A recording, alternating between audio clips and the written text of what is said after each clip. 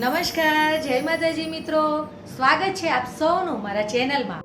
મિત્રો, ગુજરાત સરકાર દ્વારા વિદ્યાર્થીઓની કારકિર્દીના ઘડતર માટે ઘણી બધી યોજનાઓ બહાર પાડવામાં આવે છે, જેમ કે આરટી એજ્યુકેશન યોજના, નમો લક્ષ્મી યોજના, નમો સરસ્વતી યોજના, ટ્યુશન સહાય યોજના, વિદેશ અભ્યાસ સહાય યોજના વગેરે વગેરે. મિત્રો, આવી જ એક બાળકો માટેની નવી યોજનાની માહિતી હું લઈને આવી છું, જેનું નામ છે શિક્ષણ સહાય યોજના.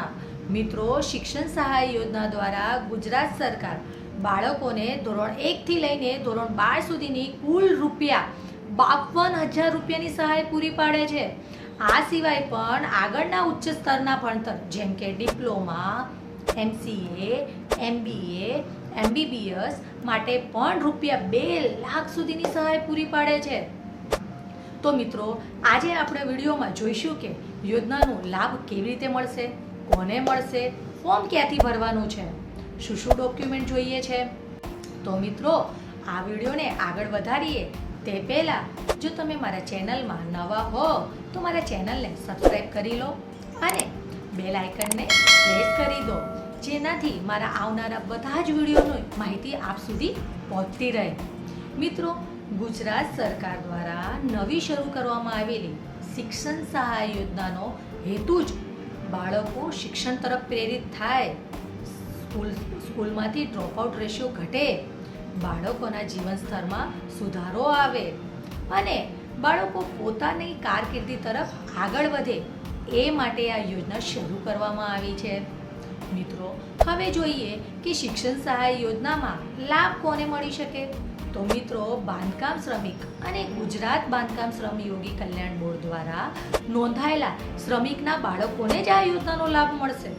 મિત્રો, હવે જોઈએ કે આ યોજનામાં ફોર્મ ક્યાંથી અને કેવી રીતે ભરવું. તો મિત્રો, આ યોજનાનો લાભ લેવા માટે અરજદારે બાંધકામ શ્રમિક કલ્યાણ બોર્ડની જિલ્લા કચેરીમાં જઈ ઓફલાઈન અરજી અથવા તો ફોર્મ જમા કરાવવાનું રહેશે. મિત્રો, આ સિવાય આ યોજનામાં ઓનલાઈન પણ તમે ફોર્મ ભરી શકો છો.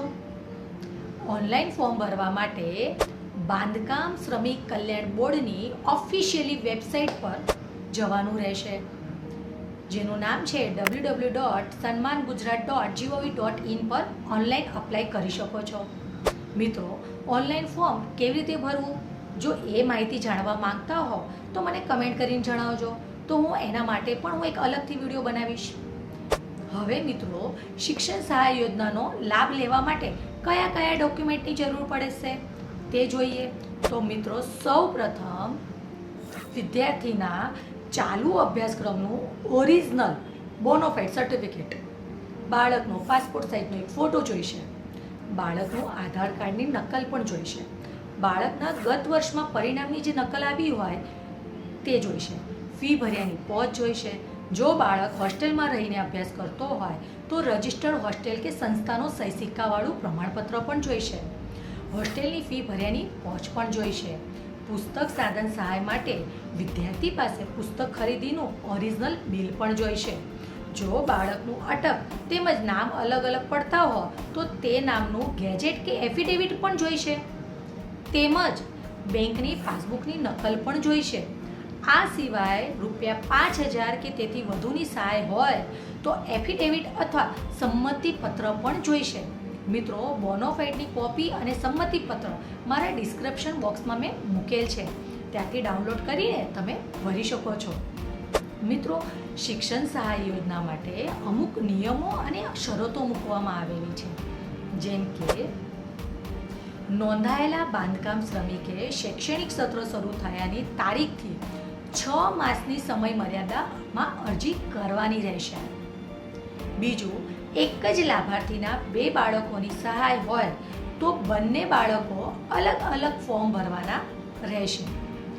બાંધકામ શ્રમયોગીના બાળકોને શિષ્યવૃત્તિ મેળવવા માટે ઉંમરની મર્યાદા વધુમાં વધુ 30 વર્ષની હોવી જોઈએ. જો પુત્ર કે પુત્રી મૂક બધિર કે અપંગ હશે તો એના માટે વય મર્યાદા બાધ્ય રહેશે નહીં. જે તે શૈક્ષણિક વર્ષમાં નાપાસ થનાર વિદ્યાર્થીને તે જ ધોરણ વર્ગ માટે બીજી વાર સહાય મળવાપાત્ર પણ રહેશે નહીં. તેવી જ રીતે જો કોઈ પણ નોંધાયેલા બાંધકામ શ્રમિકના બાળકને રાઇટ ટુ એજ્યુકેશન દ્વારા એડમિશન મળેલ હોય અથવા તો ઓપન યુનિવર્સિટીમાં અભ્યાસ કરતા હોય અથવા તો એક્સટર્નલ અભ્યાસ કરતા હોય અથવા અન્ય વિભાગની કોઈ સમાન પ્રકારની સહાય મેળવતા હોય તો બોર્ડની સહાય મળવાપાત્ર નથી. અરજદારે અરજી ફોર્મમાં સંપૂર્ણ સચોટ તમામ વિગતો ભરવાની રહેશે, અન્યથા અરજદારની અરજી માન્ય ગણાશે નહીં. મિત્રો, આ રીતે તમે ગુજરાત સરકારની શિક્ષણ સહાય યોજનાનો લાભ મેળવી શકો છો. મિત્રો, મેં આ વિડીયોમાં સંપૂર્ણ જાણકારી આપેલ છે, તો પણ આપને આ યોજનાને લગતી કોઈ પણ પ્રશ્નો હોય કે તમે મને કમેન્ટ કરીને પૂછી શકો છો. મિત્રો, જો તમને આ વિડીયો ગમ્યો હોય તો એને લાઈક કરો અને વધુમાં વધુ શેર કરો, જેથી કોઈ જરૂરિયાતમંદ શ્રમયોગીના બાળકો ઉચ્ચ શિક્ષણ મેળવી શકશે અને આ યોજનાનો લાભ મેળવી શકશે. ધન્યવાદ મિત્રો.